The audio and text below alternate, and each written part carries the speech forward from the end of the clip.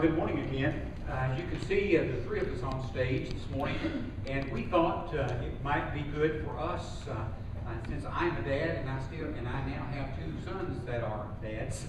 One that evidently has cooties because I'm. Yeah. Sorry. One who he feels a little closer to. Yeah. So today we're going to talk about family. It's okay, Dad. Sorry. We're going to talk about those subconscious things that we do. Thanks. Well, to be honest, the last time we spoke together, and three of us, I sat behind them, and one of the sons said, "I always look for somebody behind me." And so, all right. See, there you go. Feel better. Now I'm going to have issues. Yeah. Okay. Well, we thought we would maybe have a bit of a roundtable discussion after I was so rudely interrupted, I might add, about some of the challenges of parenting, fathers, some of the mistakes we've made along the way, and some advice, counsel that we might be able to come up with together. So I wanted to begin our time together, and I want to begin with doing something this morning. I have in my hands a pair of shoes that we gave Luke, that Mom and Dad gave him, or Mom did, when he was just a little kid.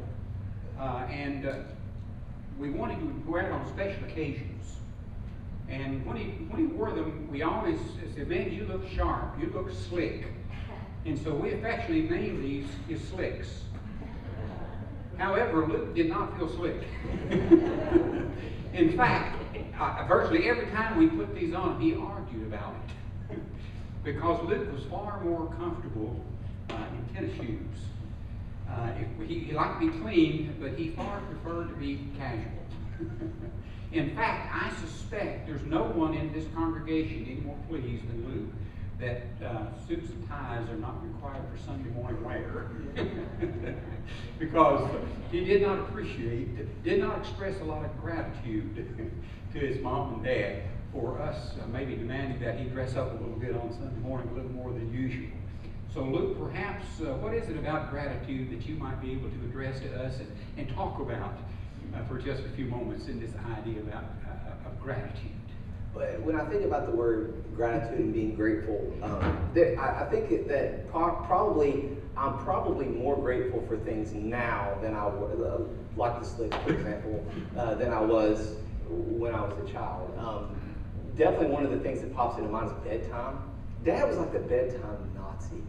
And we have like this running joke that when we get older and Dad gets on in years, we are just going to put Dad in front of a TV, and then we're going to wait till 8:30 until he really gets into a show. And then we're just going to flip it off. And say, "Dad, it is time for bed. You need to get home."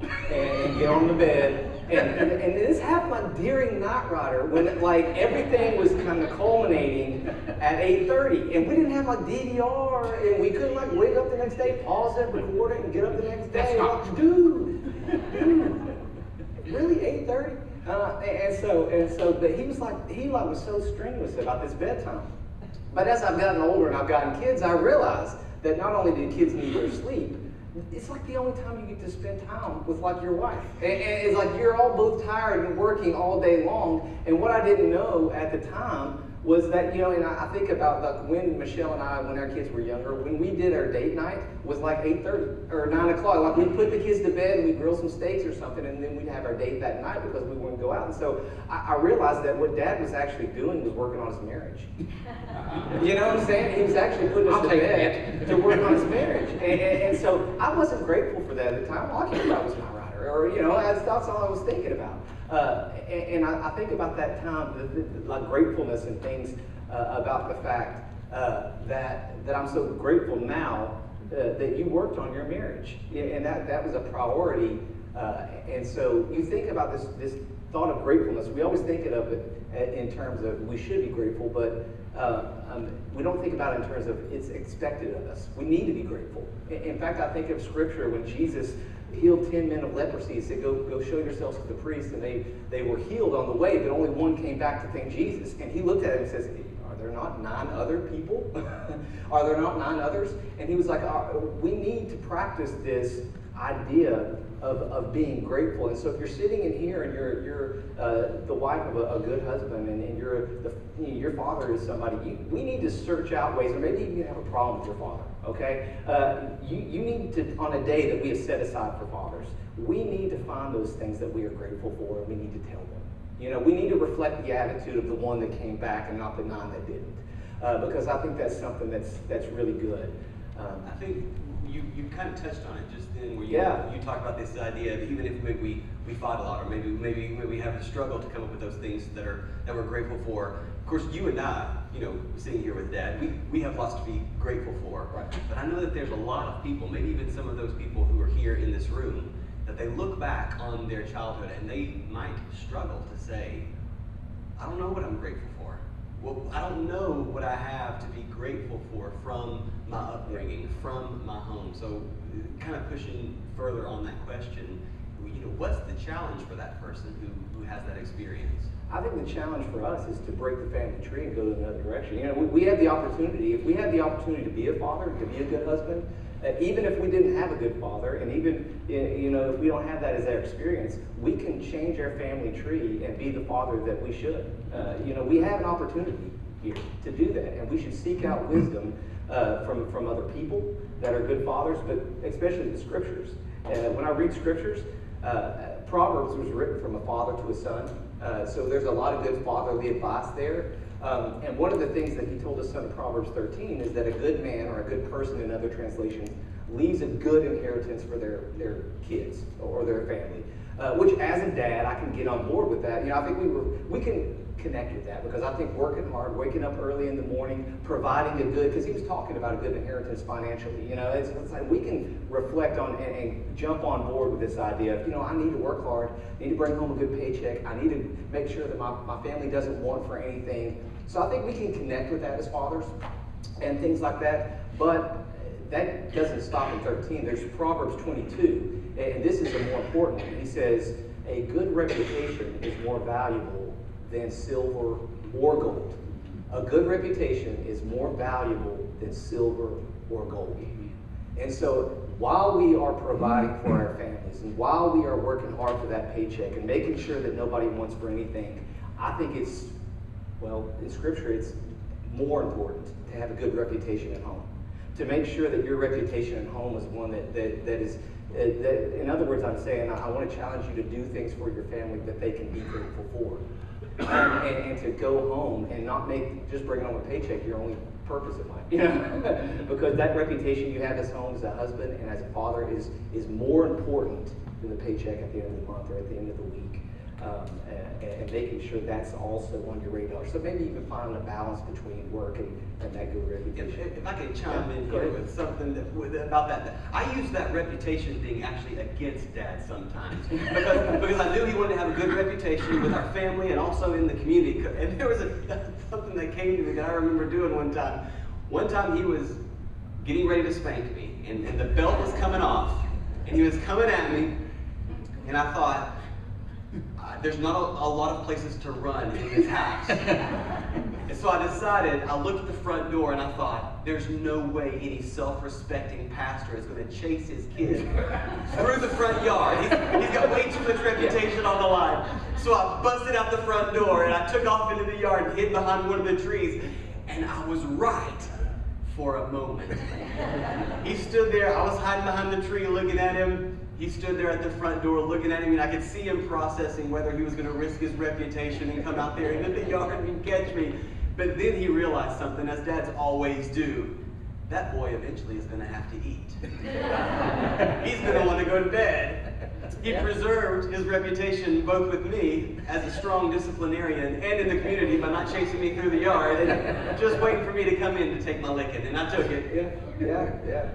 So that's probably the things that I'm really grateful for, is the fact that Dad obviously worked on his marriage, even though I didn't understand it, as well as just the idea that you know, he did bring home a paycheck, but he was also at home. He had a good reputation, and he kept his reputation intact there, and that's why we respect and love him for that. So we're going to put John on the hot seat now, and it's my question. Most of you guys, I've been working with John now for over 10 years. I'm coming over. I can't help it. I know. For over 10 years, John and I have worked together, and we've gotten a chance to work on projects together. And maybe a lot of you here in the congregation have worked with John on projects and things like that, which we all know that John loves a good project. And he loves to know the outcome of the project. Does that make sense? He really is meticulous about wanting to see that outcome and getting the details. Now, I'll say this. Yeah. I said this from the pulpit, and I say this to you. When we were at home, we sat around in the evening, and we had supper together. That's one of the rules. We ate supper together every night. And one of the things that we did after supper, we would always share, and I would ask each child, what's the best thing that happened to you today? And you had to answer what's the best thing that happened. You might not have too much, but you had to say something. Well, when we came to John would sometimes have a story to tell about the best thing that happened. And when John would have a story, all the kids would sort of wheel up and they'd say, oh no. Because as I say often, John never met a detail that he didn't like. So there's something good about that. There's something good about it. It is. The only issue sometimes is that what happens when you can't control the outcome? Because usually the only good outcome to a project is John's outcome. And, you know what I'm saying? And so as working with him, it could be, it's like if you have to control every detail. So here's the question, is that kids, when it comes to having kids, that is the most uncontrollable thing I can imagine. It is like, you can't control kids. Well, let me just say, I'm not a big fan of the word control. Although I can see where you can get there. I just have a very high confidence in my own ideas. And maybe not as much of a confidence in others' ideas. But honestly, those of you out here, how many of you also kind of struggle with this whole thing of liking to be in control? Be honest here. Liars. Bunches of liars. That's what's going on. This is a church building. Chad Ward, you're not raising your hand. I'll work with you. Come on now. Because you're out. I'm not even going to go there. He just pointed. Okay. So there are those of you who kind of who might join me in that love of details and that love of kind of wanting to know how it's all going to work and work that through. And nothing makes it more stressful or make you want to know even more details or be in more control than thinking that there might be some sort of, tragedy possible if it doesn't go right, something that could go wrong. And so there's something actually happening in my family right now that is causing a great amount of stress in my life. It's causing this control gene to really kick in. And it's this, my son Jack just turned 13 in March. And I'm looking at him grow, and he's almost my height now.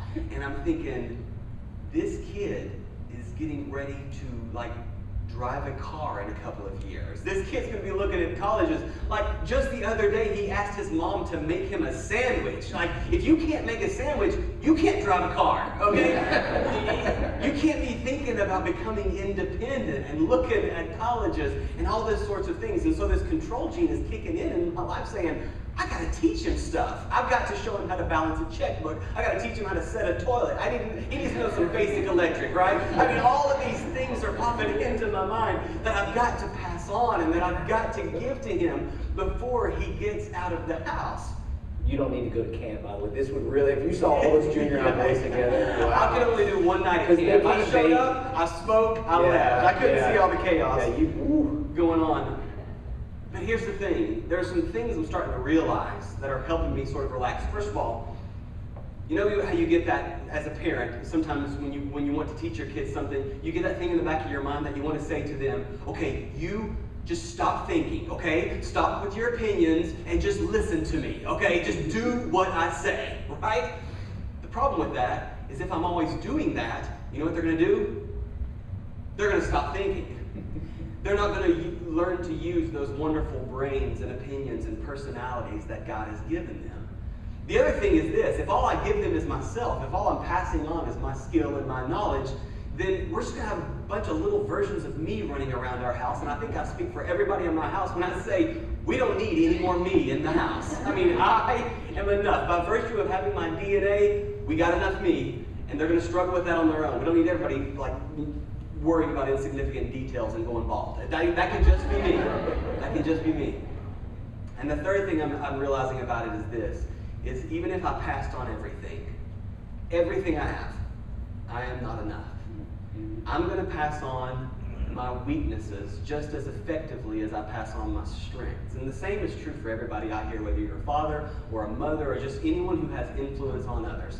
You know, dads, you might pass on your knowledge of small engines, but you'll also pass on your critical spirit. You may pass on your quick wit, which is great, but you'll also pass on your struggle with self-worth.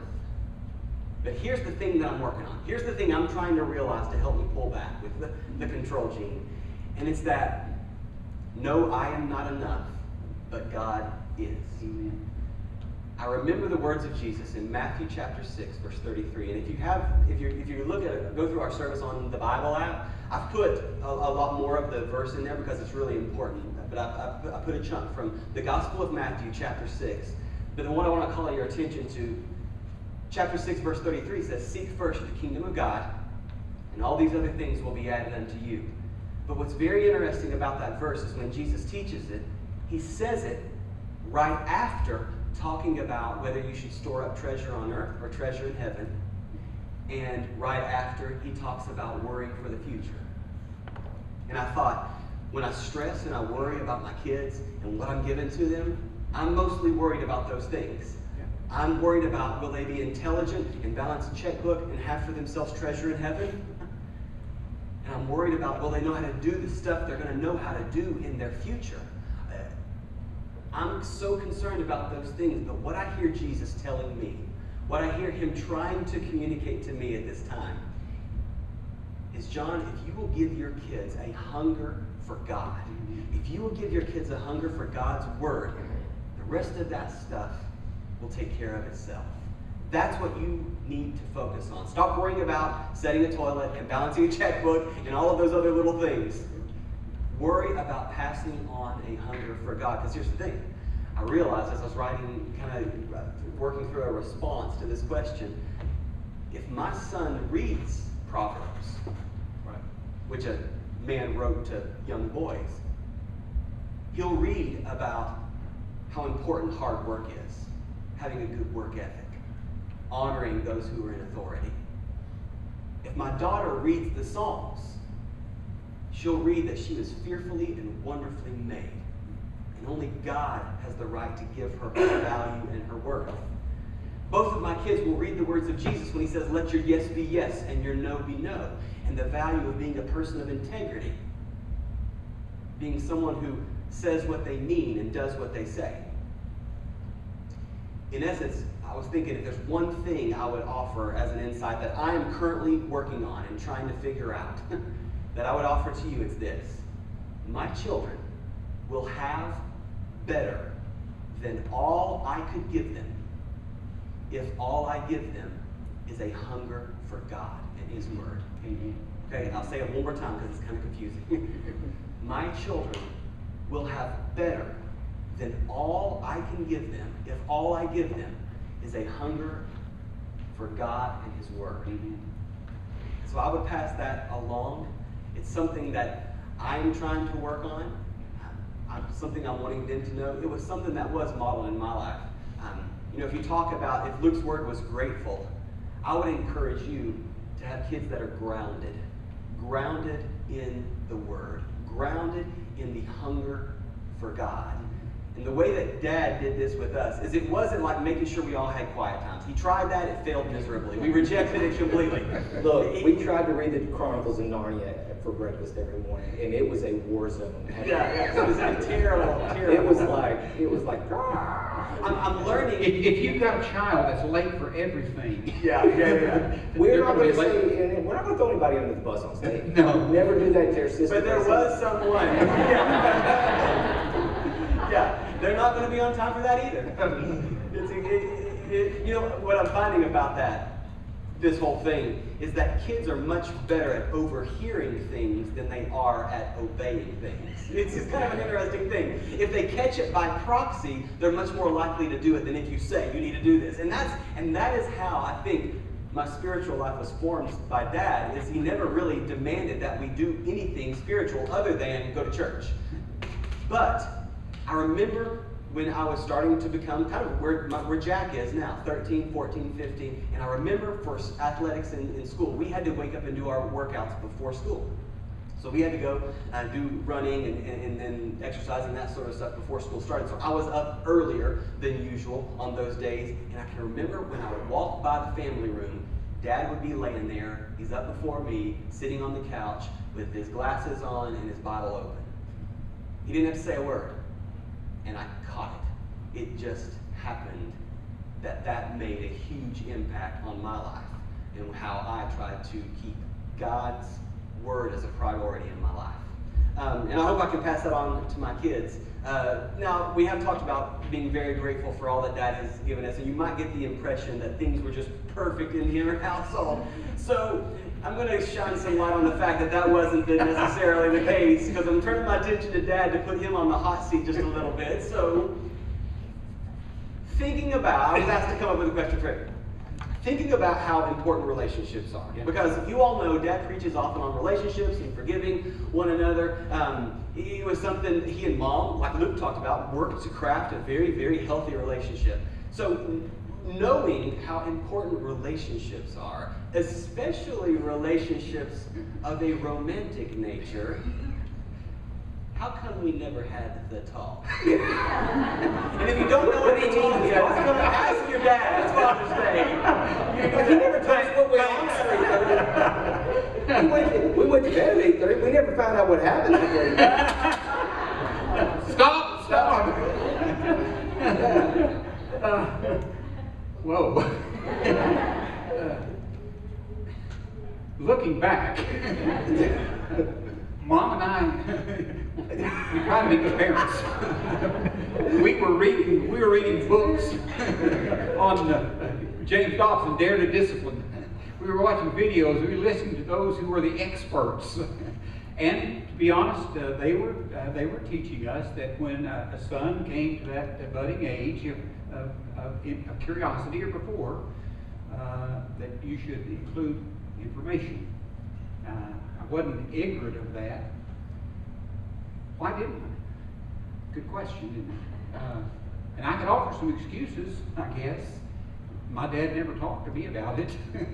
You figured it out. And I guess looking back, 40 something years ago at that time, it wasn't such a topic that as it is today. It's on every billboard and every television. It wasn't one of those things that you talked about a lot. Was it embarrassing? Yes. Was it a little uncomfortable? Yes. And I suppose I never got around to it. It's one of those things that you know you need to do, but sometimes when you find difficult, you just sort of procrastinate. So I guess that's about as honest as I could get. And we tried to demonstrate purity and boldness in our life, and we hope that maybe it made an impression. But why dads don't do the things that they ought to do, or on the other hand, why they do things that they should never do or say? It's a probing question, isn't it? I will say that most children, I think, if they look back across the span of their childhood, will be able to spot, be able to recognize some of the blemishes, some of the imperfections, some of the failures that fathers had in their lives. Most often, they don't amount to a lot. That those issues that we thought about in the whole scheme of parenting don't really have a great impact positively or negatively on a child's life. However, there are some dads that blow it. Their words, like knives, are sharp and penetrating. Their cutting criticisms, their harsh remarks, their unkind attitudes are written, as it were, like indelible ink upon the hearts, those absentee dads. But even though they were present, for whatever reason, they just seemed not want to or unable to connect with the child, with their son, daughter. Or maybe that for whatever reason, they were absent physically from their lives. And what it's done is left a void in the child's life that's very difficult to fill. And it poses the question, what do we do about that? How do we respond and how do we deal with those issues that we can't go back and change? There's a word that I thought of that I wanted to share with you this morning. Is the word grace. Paul says in Ephesians 2:8 that we were saved by, that our salvation comes to us by grace. That it's a free gift, undeserved and unearned by God. Grace frees man from having to endure the penalty of sin. But I think also grace frees God from having to exact upon man the penalty that he rightfully deserves. And I wanted to talk about that for just a few moments, this idea of not exacting upon someone that which we feel that they deserve, because from time to time people commit acts against us that we in our mind feel like they need to pay for it. They have committed something against us that we know that they need to have to be held accountable for. They should, but we need to in our own life make them pay for it. But the fact is, none of us wear well, none of us carry well bitterness, anger, and an unforgiving spirit. Simply for this reason, it forces us to have to maintain and keep maintaining in our hearts and minds those words and deeds and actions that we can recall with precision. And we hold them as justification for not forgiving that person. And the mere thought of saying, I forgive you for what you've done is unnatural. Because in our minds we're saying, they ought to have to pay for that. They ought to have to pay for that deed. And I'm going to set the penalty for it. And we sometimes hold it against them. God provides, I think, a real rationale for this idea of grace. When in Psalm 103 he wrote these words, God does not treat us as our sins deserve, or repay us according to our iniquities. For as high as the heavens are above the earth, so great is his love for those who fear him. As far as the east is from the west, so far as he removed our transgressions from us. Why would God have acted in such an astounding fashion? He's not ignorant of our sins. He knows we're vile people. He knows we have shortcomings. And so the question would be, why would he choose to respond like that?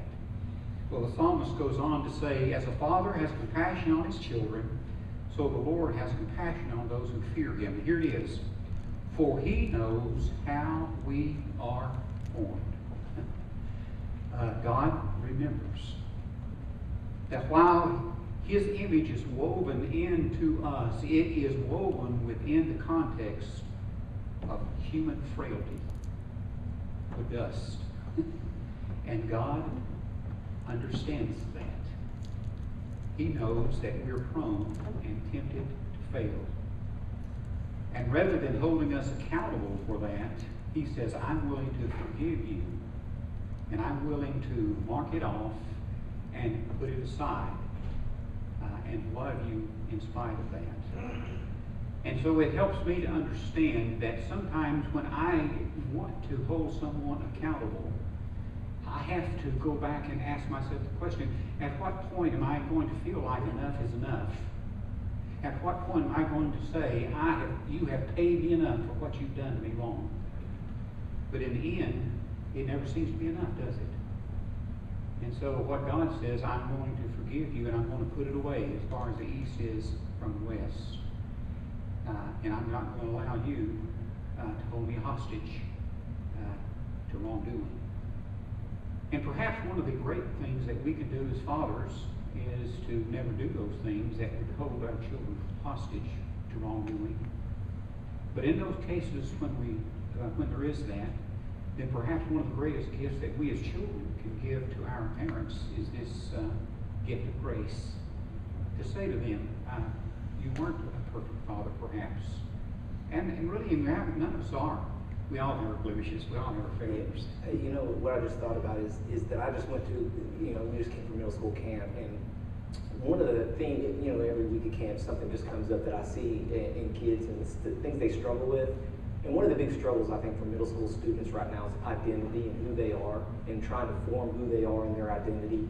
And as a father, I think of when I make mistakes and I do things wrong, how aware I am that I do things wrong. How when I mess up, I'm just as aware. Like people tell me that, yeah, you did this wrong, but I know that, and deep down inside, I know that I mess up. And so sometimes the grace from other people is great, but I think it's just as important as a father to give yourself some grace, to allow yourself to have God's grace. But when we mess up and we realize we're messed up, to say, you know what, I am loved by God, and I'm gonna that maybe I'm not I'm not a bad dad. I messed up, but you know what, I can get better. And receiving that grace, I thought about that, because I just see kids who their whole identity is wrapped up in.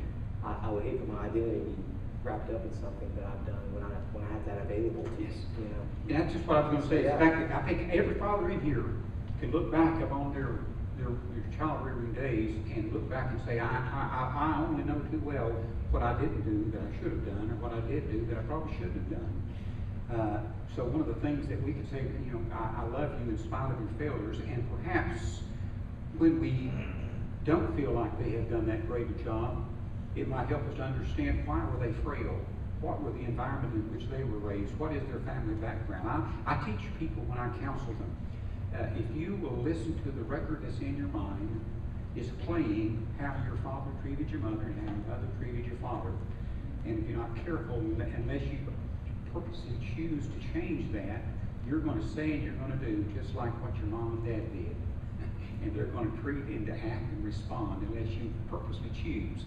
And I think the older we get, the more we realize that we sound like our dads and we sound like our moms. The good as well as the negative qualities. And sometimes we have to stop and say, perhaps some of the environment that our dads came from, and some of the influence, they didn't have such a strong model in their life. And sometimes it's generational. You not only look back, dad was doing like their dad, he was doing like their dad, he was doing like their dad. But like Luke mentioned earlier, it may be that we can say, it stops here. I'm going to be the better dad for it. And I'm going to accept by grace what they were able to do for me. And I'm going to express that gratitude. And I'm going to ground my children in the faith of God. And I'm going to allow the grace of God to free me to be the person that God wants me to be. In this passage of Scripture that we have learned so well this morning, that even when we don't feel we have as good an earthly father as we want to have and could have, and perhaps the reality is we'll never be able to have as we'd like, we can turn to the Father who says, I'm a father to the fatherless. And I know that my Heavenly Father loves me more than any father could ever love me on the earth. And in that I can feel secure and I can feel hopeful. Gratitude, it's best when it's expressed. We can feel it, but it's best when it's expressed. And so perhaps this day we can say, what can I say? What can I do? How can I let my dad know that I love him? What can I do to help my children be grounded in faith? I never will forget James Dobson. One of the things I did learn is he said that our faith is quite often more caught than it is taught. And so, Dad, one of the things that we can do, perhaps as well as anything, is just lead by example. The way we treat our moms, the way we treat our wives, the way we treat our jobs, the integrity by which we live, and the honorable nature that we express to the world. And our children, I think, will catch it, and they'll live by it. And of course, the overarching principle of all, grace, because we can never live in that spirit, an unforgiving spirit. So we can give it to our Heavenly Father and say, God, you're going to be my dad, first of all. And then I'm going to be grateful for what those have given me. Father in heaven, Lord, I thank you for our time together. I thank you for being a father. I thank you for my children. And Lord, you know we didn't always do it best, but you some way, in your grace, allowed us to get through it. And I know, Father, that there's families right now who have issues that they would like to invite you into their homes and lives to be a father to them and be Lord to them and be a strength to them. And so I'm going to pray for each family right now that you will bless every dad that's here, that you will strengthen them, Father, to be the dad that they know they should be and that their children want them to be. And that, Father, you'll forgive us when we as dads don't do all we should and don't say all we should, or we do some things that we regret. Help us to be honest enough to admit them and try to repair them. Help us to be people of grace, that wonderful gift that we can give to everyone. Thank you in Jesus' name. Amen.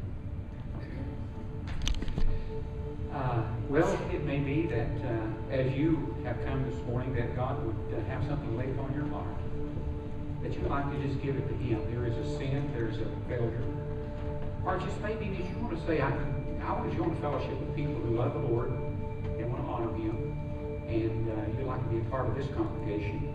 Or whatever God's just moving in your heart to say this morning. If you feel like you need to make a public proclamation, either myself or John, Luke here on your side, we're glad to receive you. But this is our time when we close and we sing this wonderful song, Amazing Grace. How sweet to sound. And we can share it from our hearts this morning because truly we have a God of grace.